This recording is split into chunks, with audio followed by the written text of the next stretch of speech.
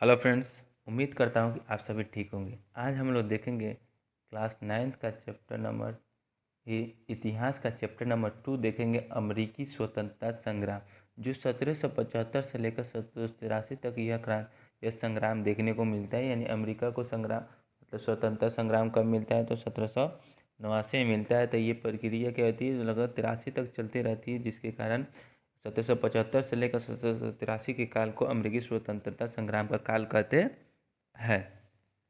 तो सबसे पहले हम लोग अमेरिका में उपनिवेश की स्थापना को देखेंगे। उसके बाद ऐसे करते करते इससे रिलेटेड जो भी पॉइंट इस चैप्टर में, हम सभी पॉइंट को हम लोग अच्छे देखेंगे। तो अमेरिका में जो क्या करता है, इंग्लैंड क्या करता है, मतलब जब दुनिया को जब अलग अलग स्थानों की खोज होने लगती है तो उसमें अमेरिका का क्या होता है, अमेरिका का खोज हो जाता है तो बहुत सारे देश वहाँ पे जाकर उपनिवेश करने की प्रक्रिया चालू करते हैं, जिसमें इंग्लैंड सबसे आगे निकल जाता है। वो लगभग अमेरिका के 13 उपनिवेश स्थापित करता है। अमेरिका में जाकर लगभग 13 उपनिवेश स्थापित करते हैं। और ये क्या करते हैं, लेकिन ये वहाँ पे अच्छे तरीके से उपनिवेश नहीं कर पाते, जिसके कारण क्या होता है, वहाँ के लोगों को तकलीफ होता है। तो वो क्या करते हैं, इंग्लैंड के खिलाफ क्या करते हैं, वो उसका विरोध करते हैं और क्या करते हैं, वहाँ से इंग्लैंड वाले को खदेड़ देते हैं, जिसके कारण क्या होती है, अमेरिका 1789 में इंग्लैंड से मुक्त हो जाती है। तो उससे रिलेटेड जितने भी पॉइंट्स हैं सभी पॉइंट्स को हम लोग देखेंगे। तो पहला पॉइंट है इसमें, कोलंबस तथा फ्लोरेंस के नाविक अमेरिगो वेस्पुसी के प्रयास से नई दुनिया का पता चला। तो नई दुनिया का पता किससे चला, कोलंबस तथा फ्लोरेंस के नाविक अमेरिगो वेस्पुसी के प्रयास से नई दुनिया का पता चला। अमेरिका के पता चलते ही स्पेन, पुर्तगाल, इंग्लैंड, फ्रांस ने अमेरिका में अपने अपने उपनिवेश स्थापित करने की हार लग गई।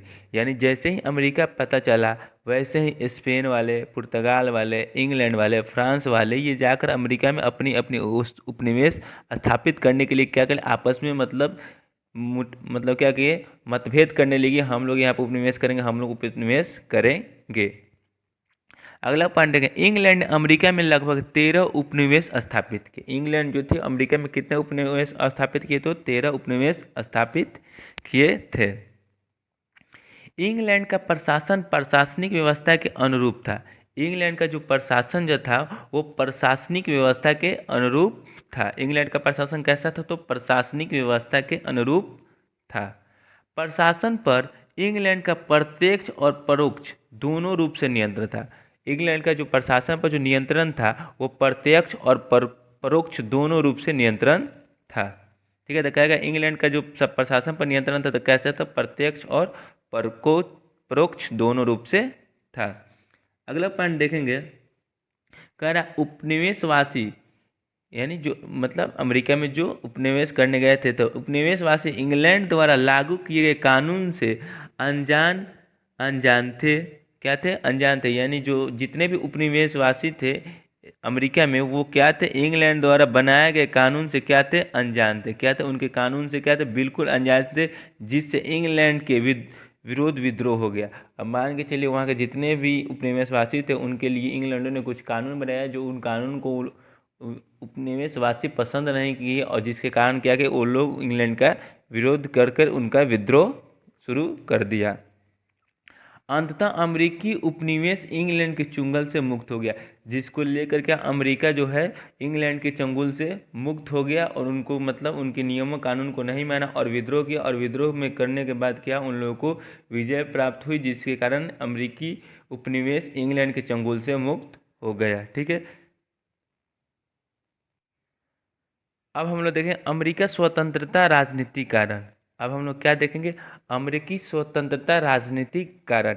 यानी अमेरिका को जब स्वतंत्रता प्राप्त हुई तो उसके राजनीतिक कारण क्या क्या थे। तो कह रहा है पहला पॉइंट, अमेरिकी स्वतंत्रता का कारण उपनिवेशों की प्रशासनिक व्यवस्था को भी माना जाता है, जिसमें ज़्यादातर अंग्रेज नियुक्त थे। कहा जाता है कि अमेरिकी स्वतंत्रता जो अमेरिका वाले जो थे वो स्वतंत्रता की मांग क्यों कर रहे थे, वो मांग इसलिए कर रहे थे क्योंकि इंग्लैंड वाले जो थे वो उपनिवेशों की प्रशासनिक जो भी व्यवस्था थी उनमें ज़्यादातर अपने ही लोगों को क्या करते थे, वो नियुक्त यानी करते थे। यानी ज़्यादातर अपने ही लोगों को वो पद पद देते थे, ताकि मतलब उनका नियंत्रण अच्छे से रह पाए, अमेरिकी लोगों को नहीं देते थे। अगला पॉइंट नहीं करें, प्रशासन का प्रधान इंग्लैंड के राजा द्वारा नियुक्त गवर्नर होता था। प्रशासन का जो प्रधान होता था तो वो इंग्लैंड के राजा उनको नियुक्त करता था, जिनको गवर्नर हम लोग कहते हैं। अमेरिकी स्वतंत्रता का कारण, यानी अमेरिका में स्वतंत्रता होने का कारण क्या था?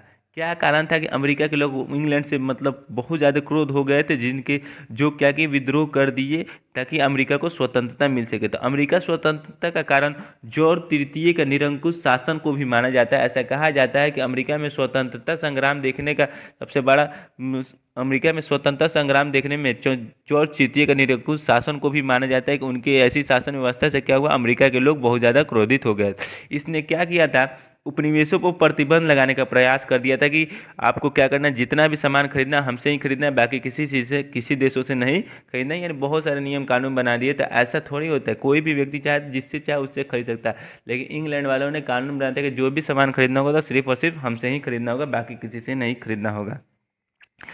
जॉर्ज तृतीय ने उपनिवेशों के प्रति अनुदार नीति अपनाई। जॉर्ज तृतीय ने क्या किया, उपनिवेशों के प्रति कौन सी नीति अपनाई? तो अनुदार नीति अपनाई। अनुदार नीति किसने अपनाई? तो जॉर्ज तृतीय ने अपनाई थी। ठीक है। अमेरिकी स्वतंत्रता का कारण सप्तवर्षीय, ऐसा ये भी कहा जाता है कि अमेरिकी स्वतंत्रता का जो कारण था उसमें सप्तवर्षीय युद्ध को भी माना जाता है कि अमेरिकी स्वतंत्रता के में सप्तवर्षीय युद्ध का भी कारण माना जाता है। जो सप्तवर्षीय युद्ध कब होता है? 1756 से लेकर 1763 तक होता है, और यह युद्ध जो होता है इंग्लैंड एवं फ्रांस के बीच होता है।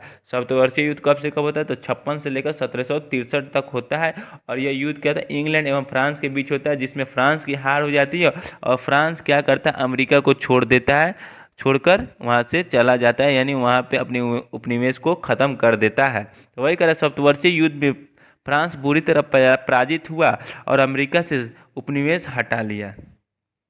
ऐसा कहा जाता है कि सप्तवर्षीय युद्ध में इंग्लैंड की विजय से ही अमेरिका का इतिहास का आरंभ होता है। ऐसा कहा जाता है कि सप्तवर्षीय युद्ध के बाद ही अमेरिका का इतिहास का आरंभ होता है। ठीक है। तो सप्तवर्षीय युद्ध किसके किसके बीच होता है? इंग्लैंड फ्रांस के बीच कब होता है? 1756 से लेकर 1763 में होता है। ठीक है। अब हम लोग देखेंगे अमेरिकी स्वतंत्रता में सामाजिक धार्मिक कारण। देखेंगे क्या देखेंगे? अमेरिकी स्वतंत्रता में सामाजिक धार्मिक कारण को देखेंगे। यानी अमेरिकी स्वतंत्रता में सामाजिक धार्मिक कारण का क्या क्या उद्देश्य, मतलब क्या क्या स्वरूप था जिसके कारण अमेरिका में स्वतंत्रता संग्राम देखने को मिला। सामाजिक धार्मिक कारणों को देखेंगे। ठीक है।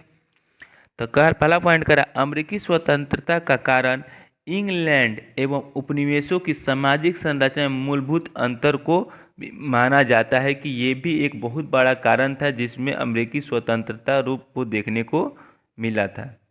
अगला पॉइंट अगर इंग्लैंड में समाजवादी एवं कुलीन व्यवस्था का प्रभाव था। इंग्लैंड में जो है समाजवादी और कुलीन व्यवस्था का प्रभाव देखने को मिला था। समाजवादी और कुलीन व्यवस्था का प्रभाव देखने को मिला था, जबकि अमेरिका में समानता एवं जनतांत्रिक मूल्यों का महत्व था। मतलब ये भी सामाजिक व्यवस्था देखी गई। इंग्लैंड में जो है समाजवादी और कुलीन व्यवस्था देखने को मिला, जबकि अमेरिका में समानता एवं जनतांत्रिक मूल्यों का महत्व देखा गया था। अमेरिकी स्वतंत्रता के पूर्व अमेरिका में मध्यम वर्ग का उदय हुआ था। अमेरिकी स्वतंत्रता के पूर्व क्या हुआ था? अमेरिका में मध्यम वर्ग का उदय हुआ था। इसके अंतर्गत शिक्षित एवं धनी व्यक्ति आते थे। जब अमेरिका में क्या था, स्वतंत्रता प्राप्ति नहीं था, तो उससे पहले वहाँ पे मध्यम वर्ग के लोग का उदय हुआ था, जिसके अंतर्गत क्या शिक्षित और धनी व्यक्ति भी आते थे। अमेरिका में स्वतंत्रता में धार्मिक कारण का भी बहुत बड़ा महत्व है। ऐसा कहा जाता है कि धार्मिक कारण भी था जो अमेरिका के स्वतंत्रता में बहुत बड़ा योगदान, मतलब ये इसका कभी कारण माना जाता है कि अमेरिका के स्वतंत्रता में धार्मिक कारण भी एक बहुत बड़ा महत्व था। अगला पॉइंट हम लोग देखेंगे। अगला पॉइंट अब कह रहा है कि इंग्लैंड में एंग्लिकन संप्रदाय तथा चर्च का व्यापक प्रभाव था। इंग्लैंड में एंग्लिकन संप्रदाय तथा चर्च का व्यापक प्रभाव था, जबकि उपनिवेशवासी प्यूरिटन मत के पोषक थे। इंग्लैंड में एंग्लिकन संप्रदाय तथा चर्च का व्यापक प्रभाव था, जबकि उपनिवेशवासी जो थे वो प्यूरिटन मत के पोषक थे। यानी प्यूरिटन जो थे वो क्या थे कि उपनिवेशवासी जो थे वो प्यूरिटन मत के पोषक थे। एंग्लिकनो जो थे को घृणा की दृष्टि से देखा जाए। जो एंग्लिकनों जो थे उन लोग को क्या करते, वहाँ के लोग घृणा की दृष्टि से देखते थे। प्यूरिटनों एवं प्रोटेस्टेंटों ने इंग्लैंड से भागकर अमेरिका में शरण ली थी। अमेरिका में जाकर कौन शरण लिया था? इंग्लैंड से भागकर। तो प्यूरिटनों एवं प्रोटेस्टेंटों ने इंग्लैंड से भागकर अमेरिका में शरण ली, जिसके कारण कारण ये भी अमेरिका स्वतंत्रता संग्राम में अमेरिका का समर्थन कर रहे थे। क्या किए थे? ये भी अमेरिका में क्या करते थे? अमेरिका का समर्थन कर रहे थे और इंग्लैंड का विरोध कर रहे थे, क्योंकि इनको इंग्लैंड से भगा दिया गया था, जिसके कारण ये अमेरिका का समर्थन कर रहे थे। ठीक है, ठीक है। अब हम लोग देखेंगे अमेरिकी स्वतंत्रता में भौगोलिक कारण देखें। धार्मिक कारण को देख लिया, अब भौगोलिक कारण को भी देखेंगे कि भौगोलिक क्या क्या कारण थे जो अमेरिकी स्वतंत्रता में महत्वपूर्ण योगदान दिया था। तो अमेरिकी स्वतंत्रता का कारण बौद्धिक जागरण को भी माना जाता है। अमेरिकी स्वतंत्रता का कारण बौद्धिक जागरण को भी माना जाता है। जो बौद्धिक जागरण जो था वो 17वीं से 18वीं सदी तक देखने को मिला हुआ था। अमेरिका का शिक्षित वर्ग वाल्टेयर, लॉक, रूसो, मॉन्टेस्क्यू के राजनीतिक जीवन से प्रभावित हुए थे। अमेरिका का शिक्षित वर्ग जो था वो वाल्टेयर, लॉक, रूसो, मॉन्टेस्क्यू के राजनीतिक जीवन से प्रभावित हुए थे। इन्हीं इन्हीं से प्रेरणा लेकर टॉमस पेन, इन्हीं से यानी वाल्टेयर, लॉक, रूसो, मॉन्टेस्क्यू से प्रेरणा लेकर टॉमस पेन ने उपनिवेशों में नवजागरण लाने का प्रयास किया। ये जो टॉमस पेन जी थे ये क्या कहते, उपनिवेशों में नवजागरण लाने का प्रयास किया था। तो किन से प्रेरित होकर? तो वाल्टेयर, लॉक, रूसो, मॉन्टेस्क्यू से प्रेरित होकर। टॉमस पेन ने कॉमन सेंस पैम्फलेट में लिखकर स्वतंत्रता पर बल दिया। टॉमस पेन जो था वो कॉमन सेंस पैम्फलेट पर लिखकर स्वतंत्रता पर बल दिया था। टॉमस पेन ने द राइट्स ऑफ मैन पुस्तक में मानव अधिकार का उल्लेख किया। इन्होंने एक पुस्तक लिखी थी द राइट्स ऑफ मैन, उसी में क्या किए थे? मानव अधिकार का उल्लेख किए थे कि मानव को अधिकार मिलना चाहिए। टॉमस जेफरसन ने भी विद्रोह की भावना को बढ़ावा दिया। टॉमस जेफरसन नाम का भी एक व्यक्ति था जिसने विद्रोह की भावना को बढ़ावा दिया। ठीक है, टॉमस पेन अलग है और टॉमस जेफरसन अलग है। ठीक है, तो ये आपका अमेरिकी स्वतंत्रता में भौगोलिक कारण देख लिए। अब हम लोग देख अमेरिकी स्वतंत्रता में आर्थिक कारण को अब हम लोग देखेंगे। ठीक है, अमेरिकी स्वतंत्रता का कारण नेविगेशन एक्ट को भी माना जाता है।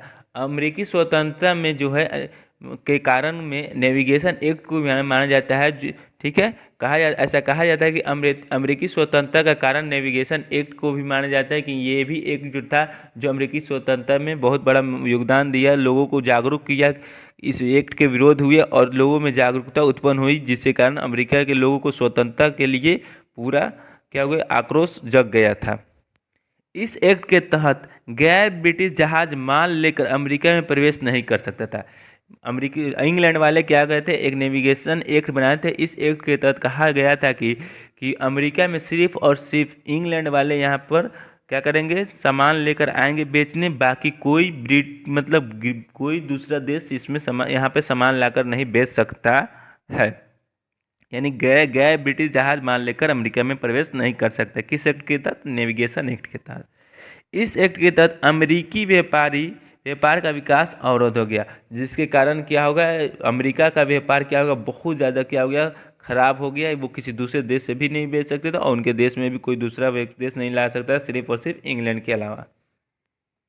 इंग्लैंड का कहना था कि उपनिवेशवासी कपास, चीनी एवं तंबाकू इंग्लैंड के अलावा किसी से नहीं बेच सकते। इसी एक्ट के तहत इंग्लैंड वाले का कहना था कि ये लोग कपास, चीनी, तंबाकू सिर्फ और सिर्फ हमसे बेचेंगे, नहीं इंग्लैंड से बेचेंगे, बाकी किसी से नहीं बेच सकते हैं। किस एक्ट के तहत? नेविगेशन एक्ट के तहत।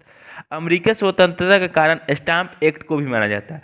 अमेरिका स्वतंत्रता का कारण स्टाम्प एक्ट को भी माना जाता है। इस एक्ट के तहत इंग्लैंड का प्रधानमंत्री ग्रेनविले चोर बाजारी को रोकना चाहता था। इसके लिए अस्थायी सेना का गठन यानी योजना बनाया।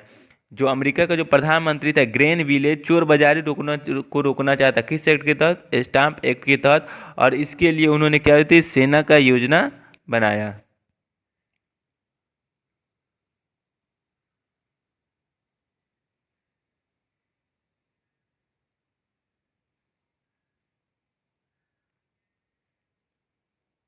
ठीक है, उन्होंने क्या किया, सेना का योजना बनाएगा। अगला पॉइंट देखेंगे, स्टाम्प एक्ट को 1765 में पारित किया। स्टाम्प जो एक्ट है इसको कब पारित किया गया था, तो 1765 में पारित किया गया। इस पर 20 शिलिंग का डाक टिकट अनिवार्य कर दिया गया था। स्टाम्प एक्ट को कब पारित किया गया था, 1765 में पारित किया गया था और इस पर 20 शिलिंग का डाक टिकट अनिवार्य कर दिया गया था। इस एक्ट को लेकर सैमुअल एडम्स ने नारा दिया, प्रतिनिधित्व नहीं तो कर नहीं। ये बहुत इंपॉर्टेंट पॉइंट है। कहा गया कि प्रतिनिधित्व नहीं तो कर नहीं। यह बात किसने कही थी, तो सैमुअल एडम्स ने कही थी। प्रतिनिधित्व नहीं तो कर नहीं, तो बात किसने कही थी, तो सैमुअल एडम्स ने कही थी। किस एक्ट के खिलाफ, तो स्टाम्प एक्ट के खिलाफ कही थी। कब पारित हुआ था, 1765 में। अगला पॉइंट हम देखेंगे क्या है, अमेरिकी स्वतंत्रता के कारण में इंपोर्ट ड्यूटीज एक्ट को भी माना जाता है। अमेरिकी स्वतंत्रता के कारण इंपोर्ट ड्यूटी एक्ट को भी माना जाता है। इस एक्ट के तहत सीसा, चाय, रंग, कागज इत्यादि पर कर लगा दिए गए जिसका विरोध हुआ। इंपोर्ट ड्यूटीज एक्ट के तहत क्या किया गया था, सीसा, चाय, रंग और कागज पर भी क्या लगाया था, टैक्स लगा दिया था, जिसका विरोध अमेरिका वाले ने काफ़ी ज़्यादा किया था। इसके विरोध के लिए स्वाधीनता के पुत्र एवं स्वाधीनता की पुत्रियों का संगठन हुआ। किस एक्ट के विरोध में, स्वाधीनता के पुत्र एवं स्वाधीनता की पुत्रियों का संगठन हुआ था, ड्यूटीज एक्ट के विरोध में हुआ था। तत्पश्चात सरकार ने चाय को छोड़कर अन्य वस्तुओं से कर हटा दिया, जिसको लेकर क्या हुआ, सरकार ने चाय को छोड़कर बाकी सभी वस्तुओं से कर हटा दिया, यानी कर मुक्त कर दिया। ठीक है, और अगला पॉइंट देखेंगे हम लोग। अगला पॉइंट का अमेरिकी स्वतंत्रता के कारणों में लॉर्ड नॉर्थ के दंडात्मक कानून को भी माना जाता है। अमेरिकी स्वतंत्रता के कारणों में लॉर्ड नॉर्थ के दंडात्मक कानून को भी माना जाता है। लॉर्ड नॉर्थ ने क्या था, एक दंडात्मक कानून बनाया था जो अमेरिकी स्वतंत्रता के कारण में के रूप में माना जाता है।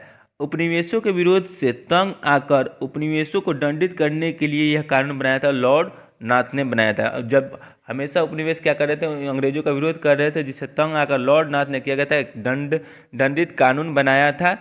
ठीक है, अगला पॉइंट नहीं करें, लॉर्ड नॉर्थ ने 1774 में 4 असहनीय कानून बनाया था, जिसमें महत्वपूर्ण बोस्टन बंदरगाह को बंद कर दिया। उसने 4 असहनीय कानून बनाया, जिसमें सबसे महत्वपूर्ण कौन था, तो बोस्टन बंदरगाह को बंद कर दिया, वही सबसे महत्वपूर्ण था। अगला पॉइंट देखेंगे, करा क्विबेक एक्ट के तहत उपनिवेशों पर अनेक प्रतिबंध लगा दी गई, जिसका विरोध काफ़ी हुआ। एक एक्ट बनाया था लॉर्ड नॉर्थ ने, जिसको क्विबेक एक्ट हुआ था, और इसका विरोध काफ़ी ज़्यादा किया गया किसके द्वारा, अमेरिका। अब हम लोग देखेंगे अमेरिकी स्वतंत्रता, यहाँ से गलती हो गया है, क्या हुआ, स्वतंत्रता। अमेरिकी स्वतंत्रता का तत्कालीन कारण क्या था, मतलब अमेरिका में जो स्वतंत्रता का स्वरूप देखा गया तो उसका तत्कालीन कारण क्या था, सबसे महत्वपूर्ण कारण क्या था। तो अमेरिकी स्वतंत्रता का तत्कालीन कारण बोस्टन की चाय पार्टी को माना जाता है। अमेरिकी स्वतंत्रता का तत्कालीन कारण किसको माना जाता है, तो बोस्टन की चाय पार्टी को माना जाता है। चाय कानून द्वारा कंपनी को भारत से सीधा अमेरिका चाय भेजने का एकाधिकार दिया गया। चाय कानून द्वारा कंपनी, यानी जो ईस्ट इंडिया जो कंपनी थी, को भारत से सीधा अमेरिका चाय भेजने का एकाधिकार दिया गया, जिसका विरोध उपनिवेश वालों ने बहुत ज़्यादा जमकर किया था। 1773 में चाय से लदे जहाज को बोस्टन बंदरगाह पर पहुंचने से पहले ही नागरिकों ने आदिवासियों यानी रेड इंडियन का रूप धारण कर जहाज से चाय की पेटी को फेंक दिया। 1773 में जब चाय से भरे लदे जहाज बोस्टन बंदरगाह पर पहुंचने वाले थे, तो नागरिकों ने क्या किया, आदिवासी का रूप लिया, यानी रेड इंडियन का रूप ले लिया। ठीक है, जिसके कारण क्या हुआ, और ये लोग चाय की पेटी को समुद्र में फेंक दिए। ठीक है, कब, तो 1773 में। तो बोस्टन चाय की पार्टी घटना कब घटा, तो 1773 में। अब हम लोग देखें अमेरिकी स्वतंत्रता संग्राम के विभिन्न चरण एवं स्वरूप को देखेंगे। ठीक है, एक एक पॉइंट को। अमेरिकी स्वतंत्रता संग्राम के विभिन्न चरणों की शुरुआत फिलाडेल्फिया के सम्मेलन से हुई। अमेरिकी स्वतंत्रता संग्राम के विभिन्न चरणों की शुरुआत फिलाडेल्फिया के सम्मेलन से हुई। फिलाडेल्फिया का जो प्रथम सम्मेलन हुआ था 5 सितंबर 1774 में हुआ था। जब बोस्टन चाय पार्टी की घटना घट गई, उसके बाद फिलाडेल्फिया का प्रथम सम्मेलन हुआ था। कब हुआ था, तो 1774 में हुआ था। इस सम्मेलन में कहा गया कि व्यापारिक प्रतिबंध को समाप्त कर दिया जाए तथा उपनिवेशवासियों की सहमति के बिना कर न लगाया जाए। सरकार ने इस मांग को ठुकरा दिया। पहला जो फिलाडेल्फिया का जो प्रथम सम्मेलन हुआ था, उस सम्मेलन में कहा गया था कि जितने भी व्यापारिक प्रतिबंध लगे उन सभी प्रतिबंध को समाप्त कर दिया और इनसे किसी प्रकार का कोई भी कर न लिया जाए, लेकिन सरकार ने इनकी मांग को ठुकरा दिया। तत्पश्चात 19 अप्रैल 1775 को अमेरिकी स्वतंत्र का प्रथम युद्ध लैंकिस्टन में हुई थी। अब इससे क्रोधित हो गए, जब इस बात को ठुकरा दिया गया तो अमेरिका वालों ने क्या कहते हैं प्लान बनाया और 19 अप्रैल 1775 को अमेरिकी स्वतंत्र का प्रथम युद्ध को क्या कर दिया, अंजाम दे दिया। इसकी शुरुआत कहाँ से था, लैक्सिंगटन में हुई। फिलाडेल्फिया का दूसरा जो सम्मेलन हुआ 4 जुलाई को हुआ। पहला 5 सितंबर 1774 में और दूसरा जो हुआ 4 जुलाई 1776 में हुआ, यानी 74 में हुआ और 76 में हुआ। ठीक है, करा इस सम्मेलन में स्वतंत्रता की घोषणा के प्रस्ताव को मंजूरी दे दी गई। पहला में क्या गया तो उसमें मतलब उनका कहना था कि हम लोगों को कर माफ़ कर दिया जाए और जो भी प्रतिबंध लगा उसको ख़त्म कर दिया जाए, लेकिन ठुकरा दी गई। लेकिन दूसरा सम्मेलन में था, इसमें घोषणा की गई कि घोषणा के प्रस्ताव को मंजूरी दे दी गई, स्वतंत्रता की घोषणा कर दी गई अमेरिका वालों के को। अब हम आगे देखेंगे इसी से रिलेटेड अगला पॉइंट हम लोग देखेंगे। अगला पॉइंट कह रहा है कि इस सम्मेलन में, किस सम्मेलन था, फिलाडेल्फिया का दूसरे सम्मेलन में, इस सम्मेलन में स्वतंत्रता की घोषणा का प्रस्ताव की मंजूरी दे दी गई। इस घोषणा को तैयार करने में वर्जीनिया के टॉमस जेफरसन की विशेष भूमिका थी। जो दूसरा फिलाडेल्फिया का जो दूसरा सम्मेलन था, उस सम्मेलन में जो घोषणा हुई थी तो उस घोषणा को तैयार किसने किया था, वर्जीनिया के टॉमस जेफरसन ने किया था। किसने, टॉमस जेफरसन ने किया था। अमेरिकनों ने जॉर्ज वाशिंगटन के नेतृत्व में स्वतंत्रता का संग्राम लड़ा। अमेरिका वालों ने किसके नेतृत्व में स्वतंत्रता का संग्राम लड़ा, तो जॉर्ज वाशिंगटन के नेतृत्व में लड़ा हुआ था। अमेरिका वालों, अमेरिका की तरफ से कौन नेतृत्व करता है, तो जॉर्ज वाशिंगटन करता है। उपनिवेशवासियों की सहायता के लिए, यानी जो अमेरिकी उपनिवेशवासी थे उनकी सहायता के लिए फ्रांस, स्पेन, हॉलैंड धन, युद्ध एवं खास सामग्री भेजी, जिससे अमेरिकनों में उत्साह आ जाएगा और उनका मनोबल बढ़ गया। क्या हुआ, उपनिवेशवासियों की मदद करने कौन कौन आया, फ्रांस, स्पेन, हॉलैंड आए और इन्होंने क्या किया, खास सामग्री, धन, युद्ध सभी दिए, जिससे उनके मनोबल बढ़ा, उत्साह बढ़ा और ये और ही जमकर क्या किए, ये इंग्लैंड का विरोध किया और युद्ध में भाग लिए। अगला पॉइंट है 1781 में ब्रिटिश सेनापति कार्नवालिस ने पराजित होकर आत्मसमर्पण कर दिया। 1781 में क्या हुआ, कार्नवालिस उसको लगा कि अब हम पराजित हो जाएंगे, तो क्या वो पराजित हो ही जाता है और क्या करता है, वो आत्मसमर्पण कर देता है। उसके बाद क्या होता है, पेरिस की संधि 1781 में क्या कहता है, कार्नवालिस आत्मसमर्पण कर देता है और 1783 में क्या होता है, पेरिस की संधि होता है। इसके अनुसार अमेरिका के 13 उपनिवेशों को स्वतंत्रता कर दिया गया। पेरिस की संधि के तहत 13 उपनिवेशों को स्वतंत्र कर दिया गया। 1783 में यह संधि हुई थी। इस संधि के तहत स्वतंत्र संयुक्त राज्य अमेरिका का उदय हुआ। पेरिस की संधि के तहत स्वतंत्र संयुक्त राज्य अमेरिका का उदय हुआ। तो कहेगा किस संधि के तहत संयुक्त राज्य अमेरिका का उदय हुआ, तो पेरिस की संधि 1783 के तहत। ठीक है, अगला पॉइंट हम लोग देखेंगे। अगला पॉइंट आपका कह रहा है कि इसी संधि के तहत अमेरिका एवं कनाडा की सीमा रेखा मिसिसिपी नदी को माना गया। इसी संधि के तहत अमेरिका एवं कनाडा की सीमा रेखा मिसिसिपी नदी को माना गया। अब हम लोग देखेंगे युद्ध में अमेरिका की विजय और इंग्लैंड की पराजय के कारण। युद्ध में क्या देखेंगे, इंग्लैंड की पराजय और अमेरिका की विजय का क्या कारण था कि वो जीत गए और इंग्लैंड हार गया। तो सबसे पहला जो कारण था, इंग्लैंड के पराजय का प्रमुख जो कारण था, वो युद्ध में अकेला लड़ा हुआ था। इंग्लैंड का कोई समर्थन नहीं किया, जबकि अमेरिका का समर्थन फ्रांस, स्पेन ये सभी किए हुए थे, इसलिए वो विजय हुए। इंग्लैंड के पराजय होने के कारण युद्ध क्षेत्र का हजारों मील दूर होने को भी कहा जाता है कि क्या थे, इंग्लैंड को काफ़ी ज़्यादा दूरी पर जाकर युद्ध का सामना करना पड़ता है, जिसके कारण क्या होता है, उनको सैनिकों को खाना वाना की व्यवस्था करने में भी काफ़ी ज़्यादा तकलीफ होती थी, जिसके कारण वे लोग युद्ध में पराजय हो गए। अगला पॉइंट देख रहे हैं, इंग्लैंड का पराजय होने के कारण राजनीतिक अभाव भी माना जाता है। राजनीतिक अभाव भी माना जाता है कि इंग्लैंड का हारने का सबसे बड़ा कारण राजनीतिक अभाव भी कहा जाता है। लेकिन प्रमुख कारण क्या था, अकेले युद्ध लड़ा था। ठीक है, अगला पॉइंट देख रहे हैं, सम्राट जॉर्ज तृतीय एवं प्रधानमंत्री लॉर्ड नॉर्थ। सम्राट जॉर्ज तृतीय और प्रधानमंत्री लॉर्ड नॉर्थ ने समस्या को गंभीरता से नहीं लिया। उन्होंने क्या किया, समस्या को गंभीरता से नहीं लिया, उनको हल्के में ले लिया, जिसके कारण हार गए। अगला पॉइंट देखें करा, इंग्लैंड का पराजय का कारण ब्रिटिश शासन की दुर्बलता यह थी कि हिग द हिग द दल वाले हिग दल वाले युद्ध का विरोध कर रहे थे, जिससे सरकार की शक्ति कमजोर हो गई। क्या थे, इंग्लैंड में एक हिग दल थे, वो क्या कर रहे थे, उनका विरोध कर रहे थे, जिसके कारण सरकार की शक्ति और ही कमजोर हो गई थी। ये भी कारण था इंग्लैंड के पराजय होने का। ठीक है, अब हम लोग देखें अमेरिकी स्वतंत्रता संग्राम के परिणाम। इसके परिणाम को देखेंगे, क्या क्या परिणाम देखा गया। तो सबसे पहले अमेरिका पर इसका प्रभाव को देखेंगे। तो पहला पॉइंट इसमें कह रहा है, अमेरिकी स्वतंत्रता संग्राम के बाद संयुक्त राज्य अमेरिका का उदय हुआ। अमेरिकी स्वतंत्रता संग्राम के बाद क्या हुआ, संयुक्त राज्य अमेरिका का उदय हुआ, जिसमें 13 उपनिवेशों को मिलाकर इसका उदय हुआ। अमेरिका का लिखित संविधान 1787 में बना और लागू 1789 में हुआ। अमेरिका का जो लिखित संविधान कब बना, 1787 में बना और लागू कब हुआ, 1789 में हुआ। और अमेरिका जो है एक क्या धर्मनिरपेक्ष देश है। संविधान में मॉन्टेस्क्यू के शक्ति परीक्षण को अपनाया गया। अमेरिका के संविधान में मॉन्टेस्क्यू के शक्ति परीक्षण को अपनाया गया। ठीक है, जिससे महिला को संपत्ति संबंधी अधिकार मिला, परंतु मताधिकार नहीं मिला। इस संविधान में क्या हुआ, महिला को संपत्ति संबंधी जो भी अधिकार थे वो सभी मिला, लेकिन मताधिकार उनको नहीं मिला। अमेरिकी स्वतंत्रता संग्राम के बाद अमेरिका विश्व का पहला राष्ट्र बना जिसने राजतंत्रात्मक व्यवस्था के स्थान पर जनतांत्रात्मक व्यवस्था को अपनाया। अमेरिका जो क्या है, वो राजतंत्रात्मक विधि को व्यवस्था को ना अपना कर क्या अपनाया, तो जनतांत्रात्मक यानी जनता द्वारा सरकार चुनने वाली व्यवस्था को अपनाया। अगला पॉइंट देखेंगे, जॉर्ज वाशिंगटन अमेरिकी गणराज्य के प्रथम निर्वाचित राष्ट्रपति बने। जॉर्ज वाशिंगटन जो थे वो क्या बने, अमेरिका के प्रथम निर्वाचित राष्ट्रपति बने। ठीक है, अगला पॉइंट देखेंगे हम लोग।